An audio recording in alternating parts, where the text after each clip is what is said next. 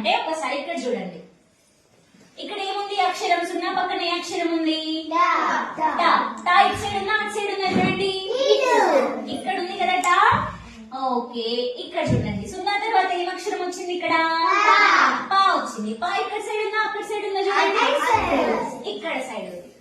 Okay, ఇప్పుడు ఏంటంటే మనకి సున్నా తర్వాత వచ్చే అక్షరం ఇక్కడ ఉంటే, కా నుండి నా వరకు మధ్యలో ఉంటే దాన్ని అని చదవాలి. అర్థమైందా? కాకా గగ్గ నుండి నా వరకు వర్ణమాలందరికి వచ్చి కదా, కా నుండి నా వరకు వచ్చే అక్షరాలు కనుక సున్నా పక్కన ఉంటే దాన్ని ఏమని చదవాలి నానా? అని చదవాలి. ఏమనాలి? ఒకవేళ సున్నా పక్కన పాప బాబా నుండి బండిరా వరకు గల ఉన్న అక్షరాలు కనుక వస్తే దాన్ని ఏమని చదవాలి? అని చదవాలి. ఓకేనా? ఏమనాలి? అని చదవాలి. అర్థమైందా?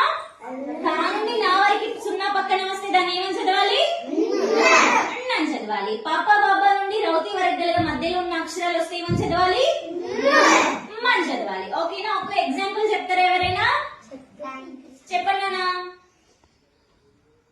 గంట. గంట. గంట వచ్చిందా వచ్చిందా? ఎన్న వచ్చింది. ఎందుకు వచ్చింది? సున్నా పక్కన ఏ అక్షరం ఉంది? టా ఉంది. టా ఇక్కడ సైడ్ ఉందా అక్కడ సైడ్ ఉందా? ఇక్కడ ఉంది కాబట్టి ఇక్కడ వస్తుంది గంట. Very good. ఎవరైనా వచ్చి